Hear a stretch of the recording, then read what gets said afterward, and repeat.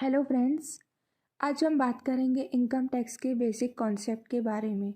जो कि हम इनकम टैक्स टॉपिक पर बात कर रहे हैं तो पहले हमें ये जानना इम्पॉर्टेंट है कि इनकम और टैक्स क्या है। What is tax? बेसिकली देखा जाए, जैसे हमें अपने घर चलाने के लिए पैसे चाहिए रहते हैं, वैसे ही गवर्नमेंट को भी पूरे देश चलाने के लिए मनी की नीड होती है। इसलिए वह पब्लिक से टैक्स कलेक्ट करती है। इस टैक्सेस का यूटिलाइजेशन गवर्नमेंट पब्लिक के लिए करती है, जैसे government street, medical, research centres, water tanks, roads. So government tax collect दो टाइप से करती है।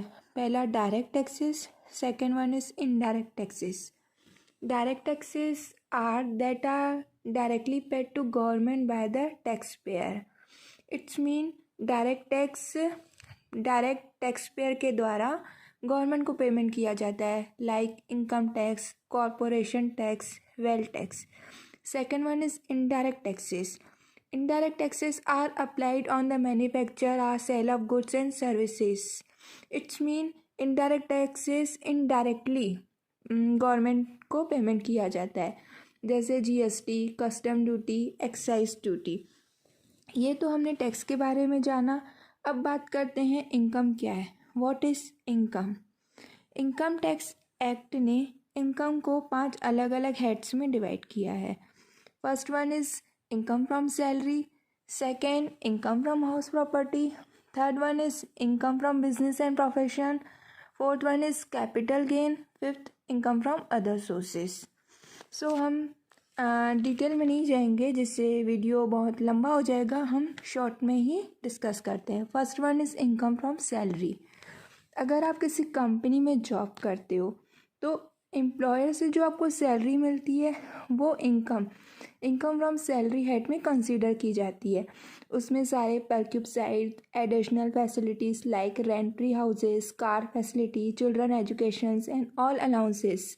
अगर आपने रिटायरमेंट लिया है तो जो रिटायर पेंशन आती है वो भी इसी हेड में कंसीडर की जाती है। सेकेंड है income from house property. Self occupied houses इसी हेड में आते हैं। अगर कोई आपकी प्रॉपर्टी है, उससे आपने लेट आउट किया है, तो उससे जो आपको रेंट रिसीव होगा वो इसी हेड में कंसीडर किया जाता है। Third one is income from business and profession. अगर हमारी कोई शॉप है और हम कुछ गुड्स सेल करते हैं तो उससे जो हमको इनकम होगी वो इस बिजनेस हेड में कंसीडर की जाती है। अगर हमारी कोई ऑफिस है, प्रोफेशन है लाइक डॉक्टर, चार्टर अकाउंटेंट या लॉयर, अगर हम कोई सर्विस प्रोवाइड कर रहे हैं तो उससे जो हमको इनकम होगी वो इस हेड में इनकम फ्रॉम प्रोफेशन में कंसीडर होती है। Fourth one is capital gain. हमने कोई लैंड, बिल्डिंग या डिवेंचर परचेस किया है, उसको कुछ टाइम अपने पास होल्ड करने के बाद अगर हम उनको सेल करते हैं तो जो हमें प्रॉफिट और सेल होगा, प्रॉफिट या लॉस होगा, वो इस हेड में कंसीडर होता है। उसे कैपिटल गेन या कैपिटल लॉस कहा जाता है। Fifth one is income from other sources. इस हेड में इन चारों के हेड्स के अलावा जो इनकम होती है वो इस हेड में कंसीडर की जाती है, like income from saving, interest on saving, interest on fix deposits. अगर हमने किसी कंपनी के शेयर परचेस किए हैं तो उससे जो हमको डिविडेंड मिलेगा वो इसी हेड में कंसीडर किया जाता है। इन पांचों हेड्स को मिला के जो इनकम आती है उनको हम ग्रॉस टोटल इनकम कहते हैं। टैक्स इस ग्रॉस टोटल इनकम पर नहीं लगाया जाता है। गवर्नमेंट ने कुछ इनकम पर छूट दे रखी है जिन्हें हम डिडक्शंस कहते हैं। हम इन डिडक्शंस को ग्रॉस टोटल इनकम में से माइनस करते हैं। इसके बाद जो नेट इनकम आती है उसे टोटल इनकम बोला जाता है, उस पर टैक्स कैलकुलेट किया जाता है। अब आता है what is deductions. Deduction word आया था। डिडक्शन का मीन्स होता है कि गवर्नमेंट ने कुछ लिमिट डिसाइड की है, उस पर बिल्कुल टैक्स नहीं लगता है, बट जब हम कोई इनकम टैक्स रिटर्न भरते हैं तो हमें उन्हें डिस्क्लोज़ करना पड़ता है। It's mean only it's disclose income. जैसे कि गवर्नमेंट ने कुछ इनकम एंड एक्सपेंडिचर्स पर डिडक्शन अलाउ की है, लाइक एटीसी में इन्वेस्टमेंट की डिडक्शन मिलती है। इसमें पीपीएफ, लाइफ इंश्योरेंस प्रीमियम 1,50,000 तक की डिडक्शन मिलती है।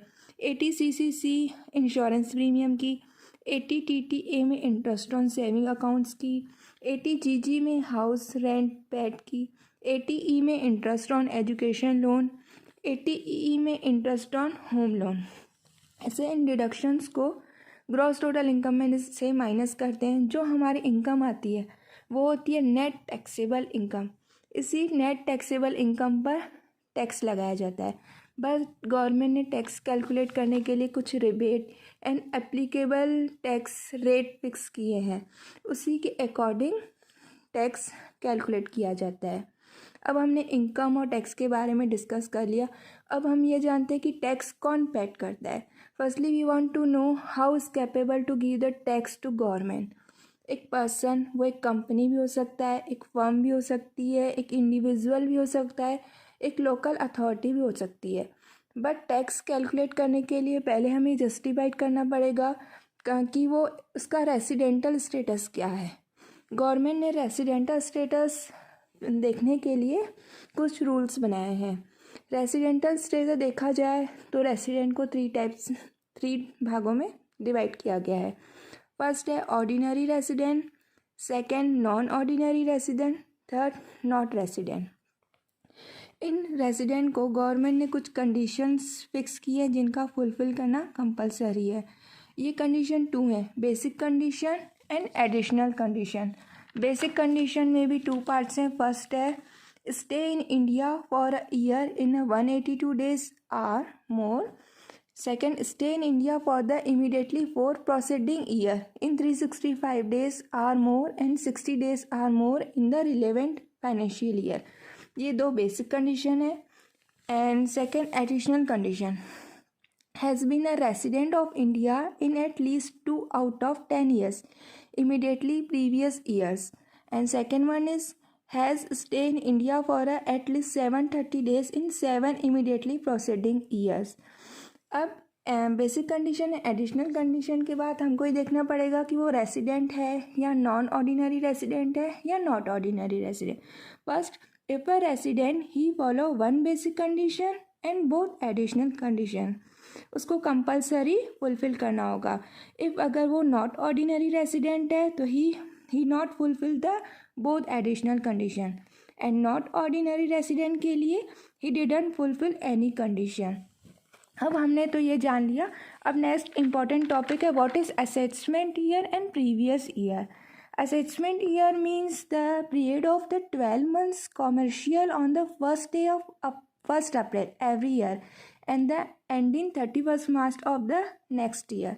And the previous year, generally the previous year means the financial year immediately preceding the assessment year. For example, अभी 2020-21 हमारा assessment year है, तो और जो फाइनेंशियल ईयर है 2019 और 20 होगा, तो उसे हम प्रीवियस ईयर भी कहते हैं। आई होप आपको इनकम टैक्स के बेसिक कॉन्सेप्ट समझ में आए होंगे। अगर आपको मेरा वीडियो पसंद आया हो तो प्लीज़ सब्सक्राइब करें, लाइक करें एंड शेयर करें। अगर आपकी कोई क्वेरी हो तो कमेंट बॉक्स में पूछ सकते हैं। Thank you.